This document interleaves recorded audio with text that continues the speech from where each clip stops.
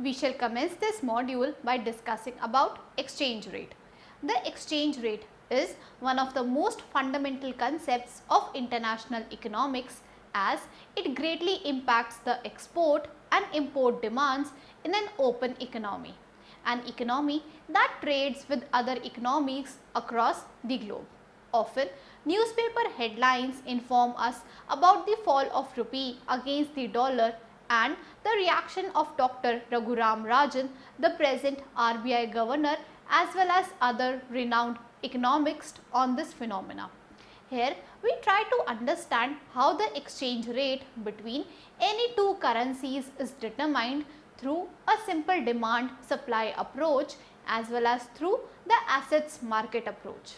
Exchange rate allows us to compare the prices of goods and services produced in various countries.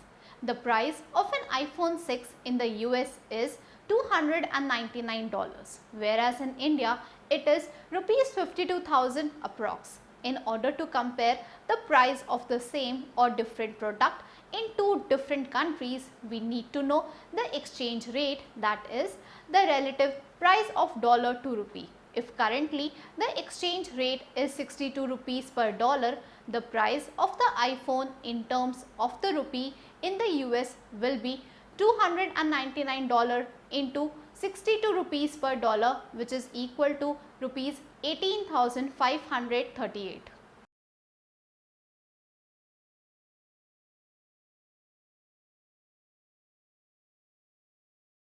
After starting this module, you shall be able to understand how the exchange rate is determined, know the demand approach of exchange rate, know the monetary approach of exchange rate determination, know the asset market approach. Let us first discuss some important terms. Exchange rate.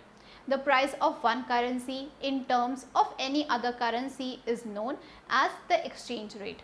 A flexible exchange rate system is a monetary system that allows the exchange rate to be determined by supply and demand. A fixed exchange rate is a type of exchange rate regime where a currency's value is fixed against either the value of another single currency to a basket of other currencies or to another measure of value such as gold. A country can decide whether to adopt a flexible, fixed or some other approach which is in between the two extremes. Appreciation. Increase in the value of a currency. Flexible exchange rate. Depreciation. Decrease in the value of a currency. Flexible exchange rate. There are many theories that help to determine the exchange rate between any two currencies. We briefly discuss the triple P theory, demand supply approach and asset market approach. Purchasing power parity theory. The purchasing power parity triple P theory starts with the law of one price, which states that price of an asset or commodity will be the same when exchange rates are taken into consideration. This is due to the existence of arbitrage opportunities. If the price of a good was not the same in two different markets, an arbitrator can purchase the asset in the cheaper market and sell it in the higher market. Similarly, a dollar will be able to buy the same amount of goods anywhere in the world. If not, then substitution will cause the exchange rates and or prices to change to equalize the purchasing power. Suppose, for example, that a dollar purchased more goods in Europe than in the United States. The resulting high demand for the euro and European goods will cause the price of the euro to increase and the price of European goods to increase and the price of US goods to decrease until the purchasing power of the dollar was the same in both Europe and the US. Triple P theory states that price differentials are not sustainable in the long run, as market forces will equalize prices among countries and change exchange rates in doing so.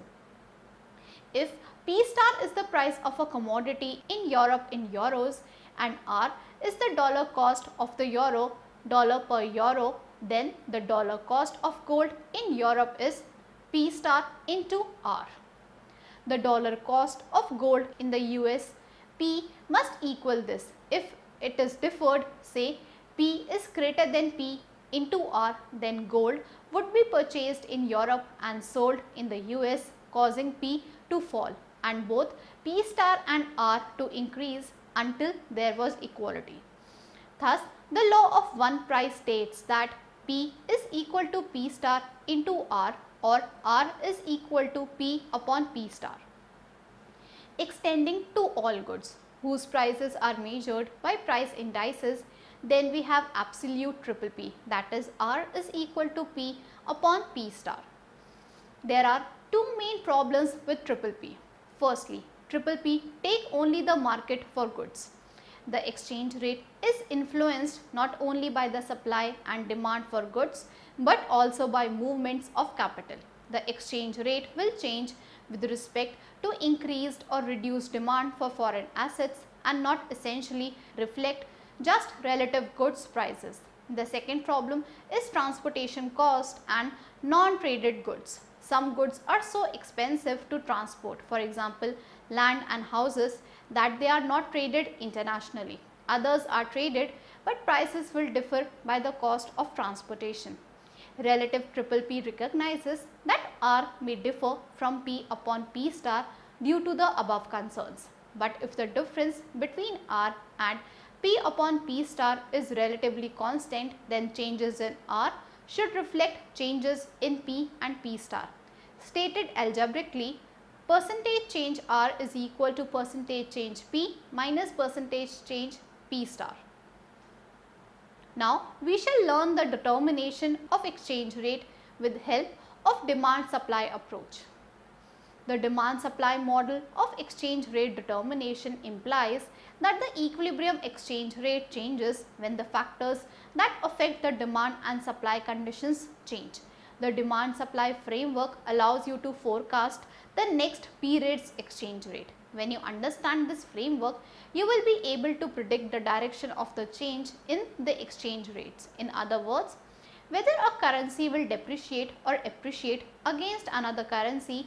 If the exchange rate is stated as the dollar-euro rate, it tells you how many dollars to give up to buy 1 euro. Therefore, this exchange rate implies the price of a euro in dollars.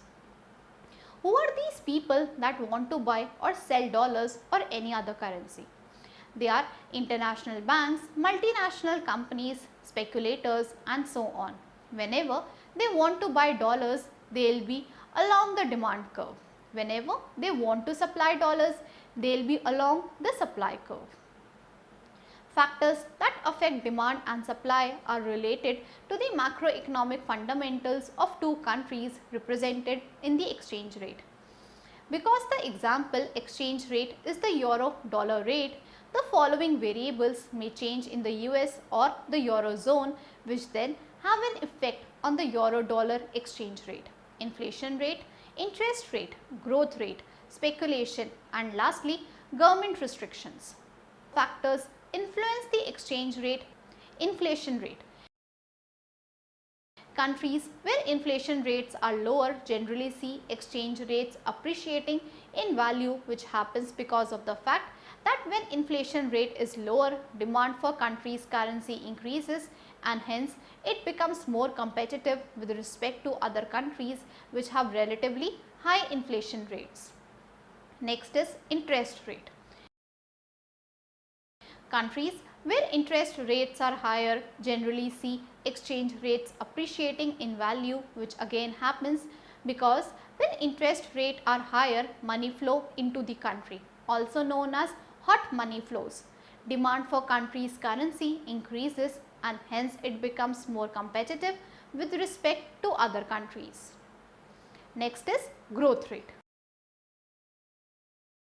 Generally, it is seen when the country is growing at a higher rate, then it sees value of its country increasing, but in case of a recession, currency is depreciated, though the overall effect will depend on several other factors. Next is speculation.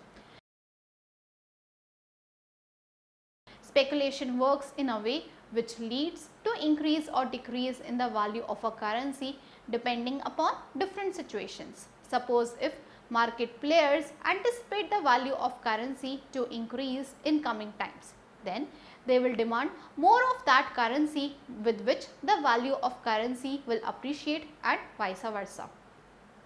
And somewhat similar would be the case if people anticipate interest rate of a particular currency to increase. Next, government intervention. Sometimes it is seen government tends to impact their currency. For instance, if China keeps its currency at low level, then its export will become competitive. Currency could be influenced by government in many ways, like buying of US dollar assets. Next, moving on to the monetary approach. The monetary approach to the balance of payments developed in the early 1960s recognizes that the balance of payments can be viewed not only as the sum of its constituent parts, for example goods, services, financial capital, etc., but also as the movement of money internationally. A balance of payments deficit means that net money flows out of a country, and a balance of payment surplus means net money flows into a country. A deficit implies that the demand for money in the domestic market is less than the supply of money in the domestic market. This excess supply of domestic money means that money will flow out of the country or deficit. A surplus implies excess domestic money demand. Domestic money demand exceeds domestic money supply, which domestics try to satisfy by producing an inflow of money or surplus. More formally, suppose that the amount of money demanded is some stable fraction of nominal GDP. MD is equal to K in bracket PY, where MD is money demand, P is the domestic price level, Y is real GDP, PY is nominal GDP, and K is the fraction of nominal GDP that domestics want to hold in money balances.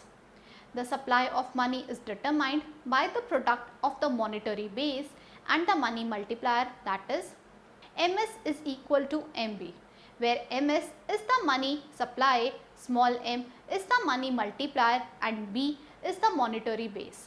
The monetary base can be changed by the domestic authorities through the use of monetary tools such as open market operations. In a fixed exchange rate system, a country's monetary authority agrees to buy its currency if its value threatens to fall and sell its currency if its value threatens to increase. If the monetary authority buys its own currency, retiring it, so to speak, then the monetary base is reduced and the domestic money supply is decreased. If the monetary authorities sell its own currency, then the monetary base is increased and domestic money supply is increased. In equilibrium, money supply equals money demand, or MD is equal to MS. Let us say there is an increment in the money supply via open market operation with no modification in demand for money domestically. This excess domestic money supply in the domestic market will move outside countries' boundaries, leading to deficit situation in BOP. The downward pressure on the exchange rate of country will start buying country's currency by monetary authorities, which leads to reduction in the supply of money domestically. Although the initial open market operation shoot up supply of money, the interventionist policy to keep the fixed the exchange rate has declined supply of money by the like amount. The mechanics can be driven in reverse if there is decrease in supply of money domestically with no corresponding modification in the money demand domestically would cause an extra money demand domestically, which would be satisfied by domestic selling net goods, services and assets abroad. The threatened increase in the value of the exchange rate would be starting selling of domestic currency by the concerned monetary authorities, which pushes up supply of money domestically. In a fixed system of exchange rate, a country cannot control its money supply. The supply of money in an automatic manner modifies to eliminate any imbalance in the BOP, with imbalances, deficits and surpluses of BOP caused by excess supply or demand of money. In a flexible system of exchange rate, the commitment to buy or sell its own currency by monetary authorities for maintenance of exchange rate is not there. So, supply of money can be controlled by it. The adjustment to balance of payment surpluses and deficits in a flexible exchange rate system occurs through the effect of exchange rate changes on domestic prices. Further, we discuss the asset market approach.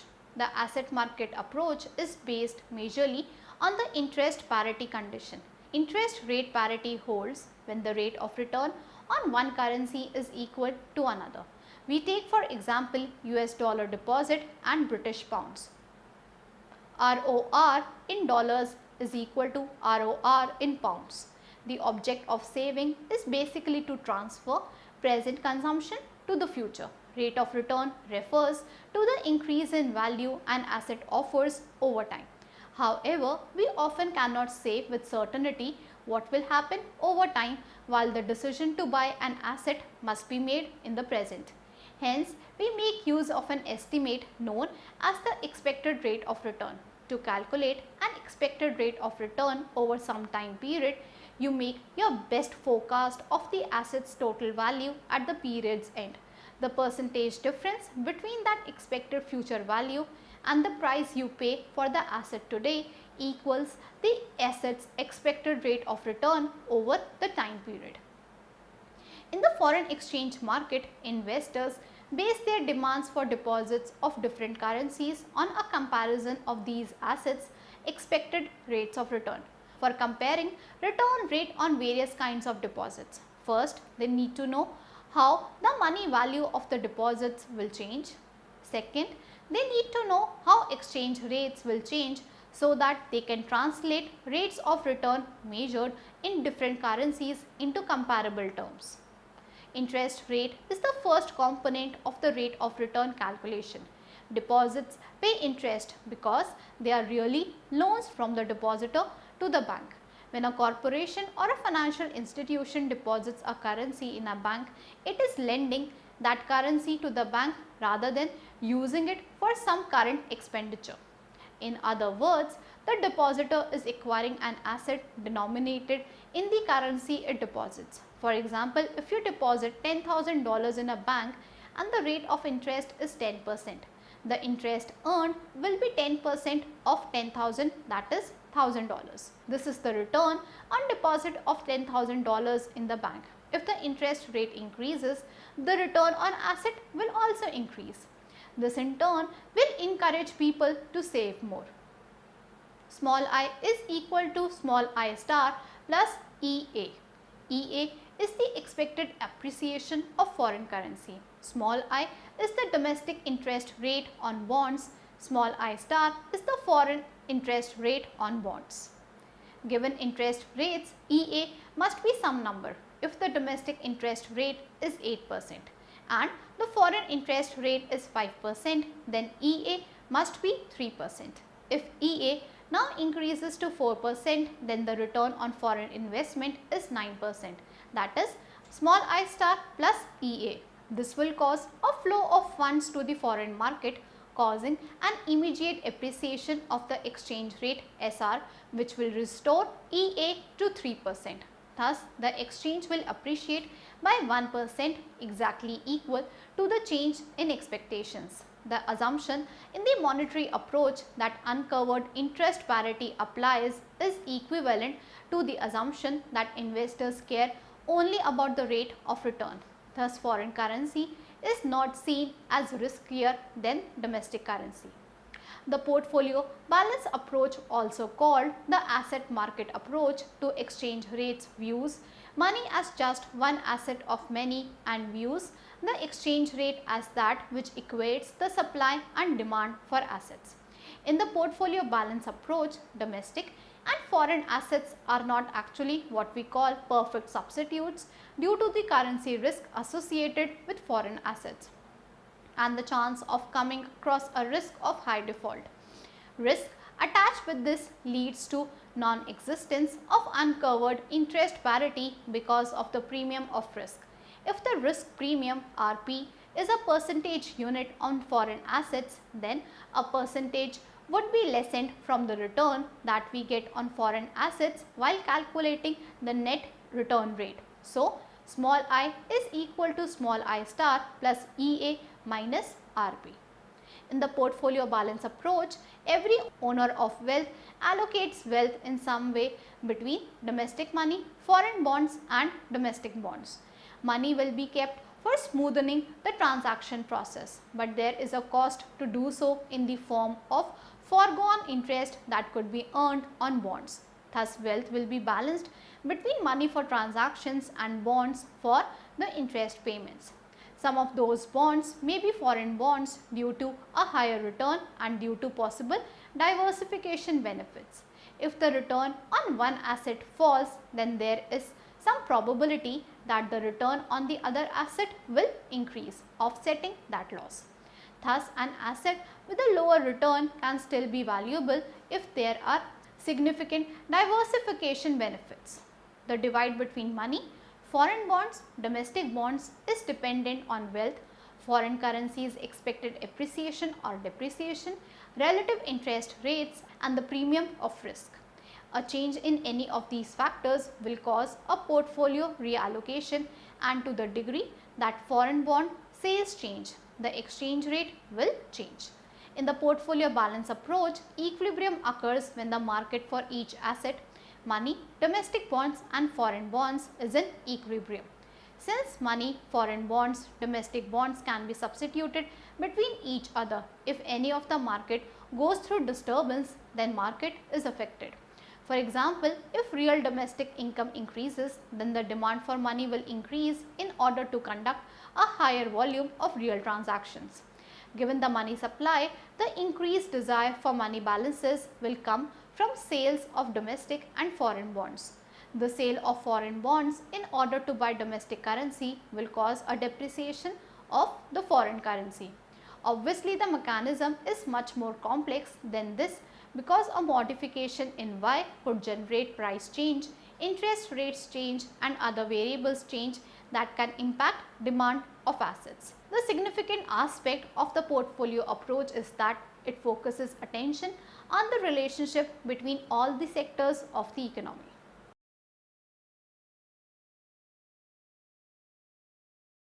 Let us now summarize what we have learned in this module. The price of one currency in terms of any other currency is known as the exchange rate. The purchasing power parity PPP theory states with the law of one price, which states that the price of an asset or commodity will be the same when exchange rates are taken into consideration. The demand supply model of exchange rate determination implies that the equilibrium exchange rate changes when the factors that affect the demand and supply conditions change. The demand supply framework enables you to predict the next period's exchange rate. Factors affecting exchange rate are inflation rate, interest rate, growth rate and speculation and government restrictions. The monetary approach to the balance of payments recognizes that the balance of payments can be viewed not only as the sum of its constituent parts, for example, goods, services, financial capital, etc., but also as the movement of money internationally. The asset market approach is based majorly on the interest parity condition. Interest rate parity holds when the rate of return on one currency is equal to another.